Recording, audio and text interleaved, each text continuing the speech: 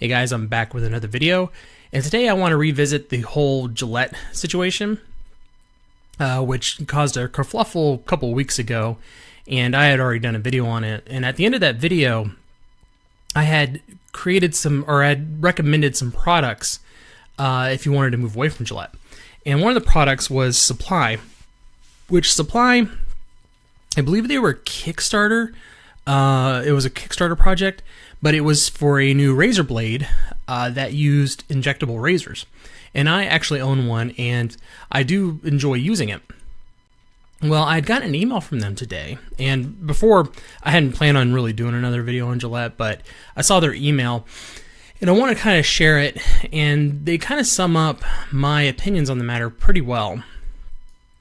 So, in this email, we got this article here, What Gillette Got Wrong.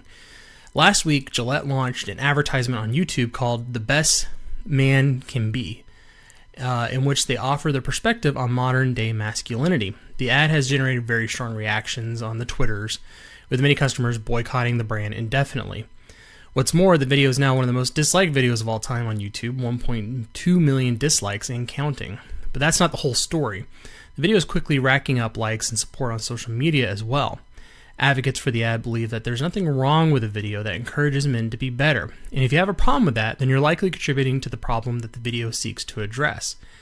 And he's got some screenshots. I'm sure we're all aware of some, hot takes that are on Twitter.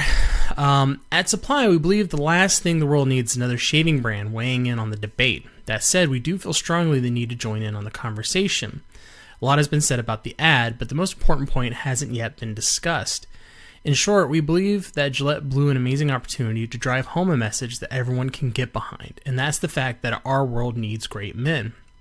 Frankly, we have no interest in joining the debate on whether the ad was a good one or not. We simply think it could have been a much better one, and behind that thought is a fundamental understanding of how men operate. It goes a little something like this. Men respond amazingly well to calls for higher purpose. They respond less to misplaced criticism. And this is kind of, I would almost say, like a Jordan Peterson-ism, which that's true. Men love the call to adventure.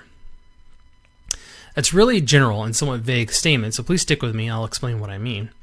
Looking back at the ad, it would be hard to find anyone who disagrees with the general message towards the end of the video. The world needs men who stand up to bullies, treat women with respect, and set good examples for the next generation of men. I'll be the first to raise both hands wholeheartedly in support of that message.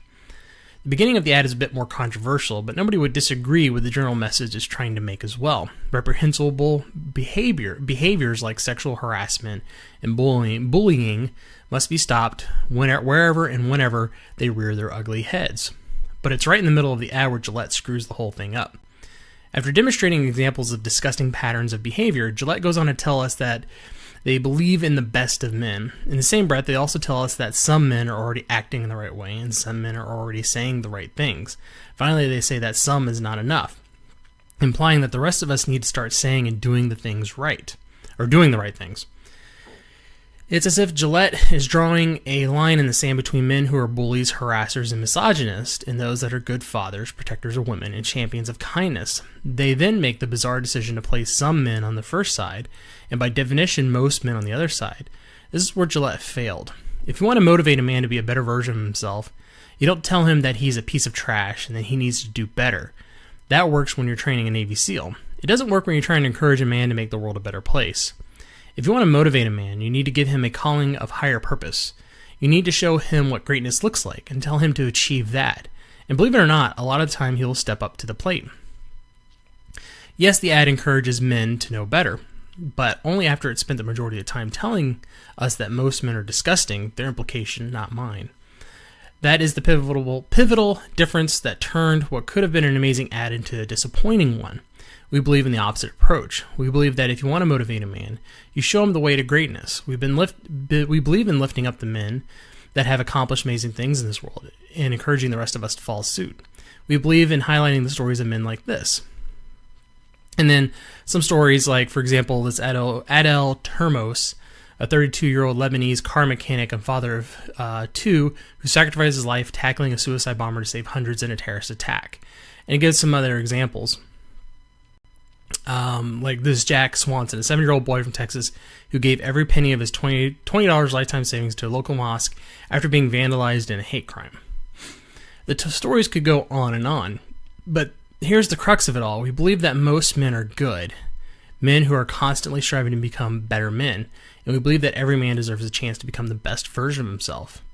Yes, we need to identify and rid the world of evil where it exists, and yes, it's right to condemn the disgusting and demonic acts of despicable men like Larry Nassar and Harvey Weinstein,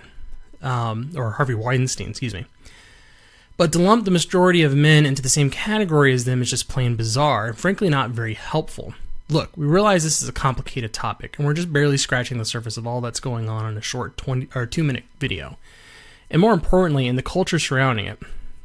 But it's our conviction that the world needs more of right now is great men, and Gillette's attempt to build them fell pretty flat.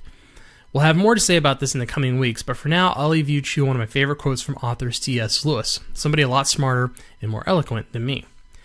We make men without chests and expect of them virtue and enterprise. We laugh at honor and are shocked to find traitors in our midst. We castrate and bid the geldings be fruitful. It's the last line that says it best, I think. You don't build great men by castrating them. You build great men by showing them the greatness inside of them and bidding them to find it. So, and I completely agree with this. There was granted, ultimately my stand is that I don't really want a razor company getting involved in the quote-unquote culture war and condemning men of toxic masculinity. I don't think it's their place to do that. But regardless, it happened, and I do think he's correct that they missed a great opportunity. You don't chastise people. You don't shame people. That doesn't really work.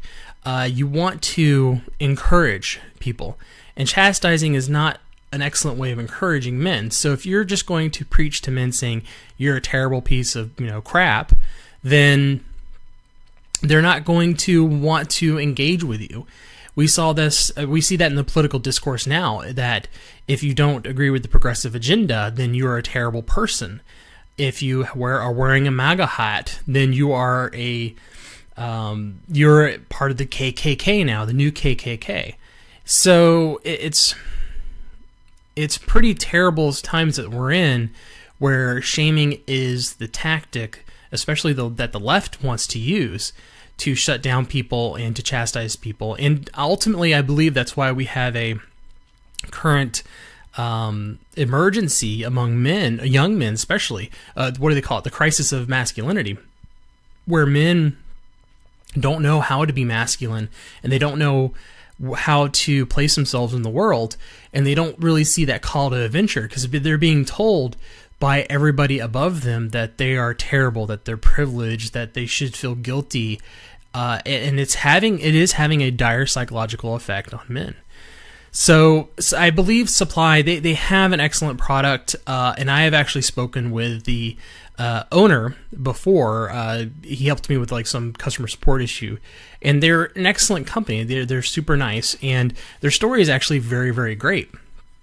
And if you are looking for a new razor, theirs is definitely not a bad choice. They're stainless steel. The razors are really good. It gives you a great shave. And I believe it's actually, in my opinion, it's easier to use than a safety razor if you want to get into the wet shaving scene. So I definitely recommend checking them out, seeing their product, and if you want to switch from Gillette, Supply is a great alternative. So anyways, I will see you guys later. I have another video coming up about Tulsi Gabbard and how the left is trying to destroy her, despite she's probably the best chance the left has of beating Trump. So look out for that video soon. If you like this, go ahead and hit that like button, subscribe, and if you disagree with me or want to continue the conversation, go ahead and leave a comment below. Appreciate it. Thanks.